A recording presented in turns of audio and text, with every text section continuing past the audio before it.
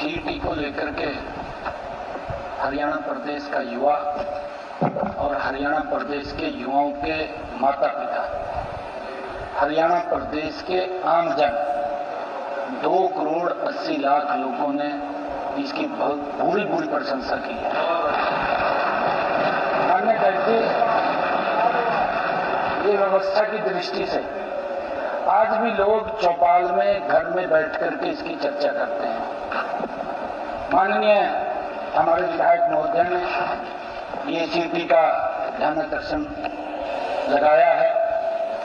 मैं उनको बताना चाहता हूं कि हमने जो व्यवस्थाएं की हैं ये छोटी व्यवस्थाएं नहीं है। माननीय अध्यक्ष जी, 13,48,893 हमारे अभ्यर्थियों का रजिस्ट्रेशन हुआ है और 13,48,893 में से 12,46,497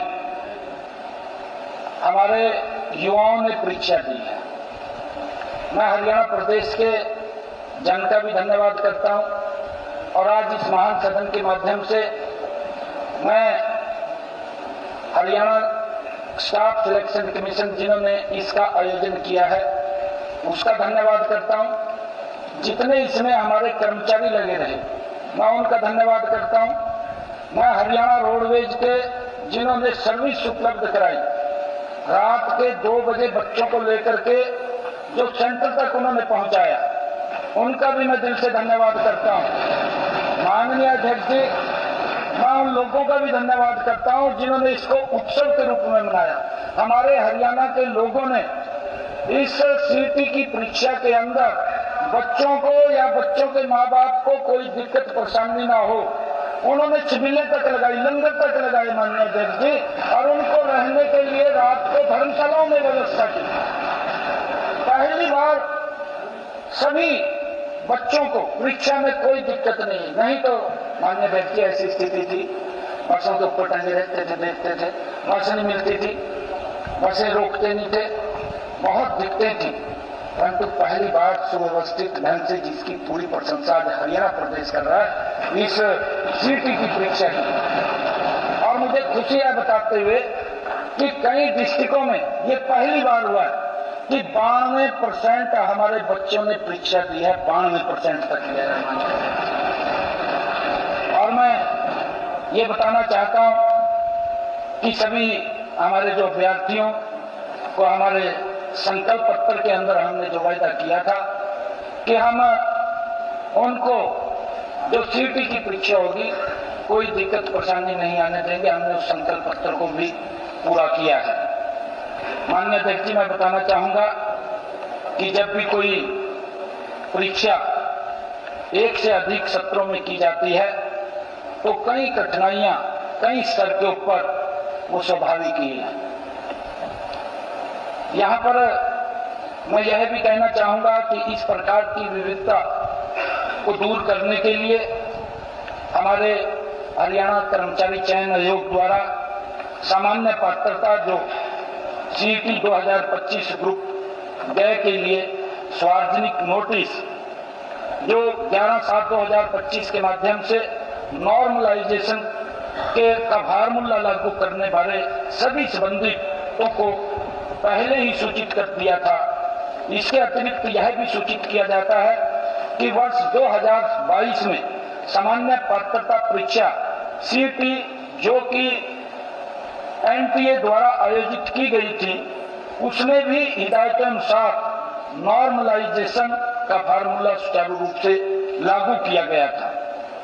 माननीय अध्यक्ष जी, केंद्र सरकार की विभिन्न संस्थाओं जैसे यूपीएससी, एनटीए और एसएससी और आरआरबी और आईबीपीएस द्वारा आयोजित की जाने वाली जो विभिन्न परीक्षाओं में भी नॉर्मलाइजेशन का फार्मूला लागू किया जाता है, जो कि माननीय सर्वोच्च न्यायालय एवं उच्च न्यायालय द्वारा भी मान्य है।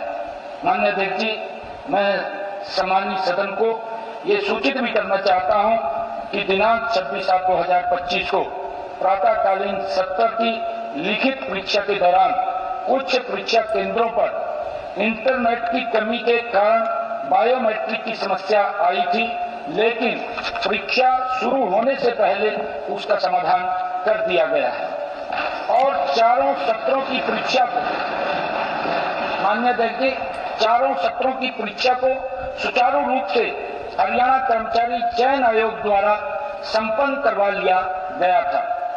यदि कुछ परीक्षार्थियों की बायोमेट्रिक की समस्या रह गई होगी तो उनका लिखित परीक्षा परिणाम भी हरियाणा कर्मचारी चयन आयोग द्वारा परीक्षा के दौरान उनकी फोटो व सीसीटीवी फुटेज के साथ मिलान करने एवं बायोमेट्रिक की प्रक्रिया उपरांत जारी किया जाएगा। शिशुपाल जी में ऐसे बच्चे थे जिनकी कोई ना कोई उन्होंने फार्म भरा, उनकी गलती थी, मेरे पास भी आए। मैंने उनको कहा, यह आश्वस्त किया कि देखिए पेपर की तारीख आ गई है, अभी हम कुछ नहीं कर पाएंगे, परंतु माननीय कोर्ट अगर कुछ इसके अंदर डायरेक्शन देता है तो हम इसको करेंगे।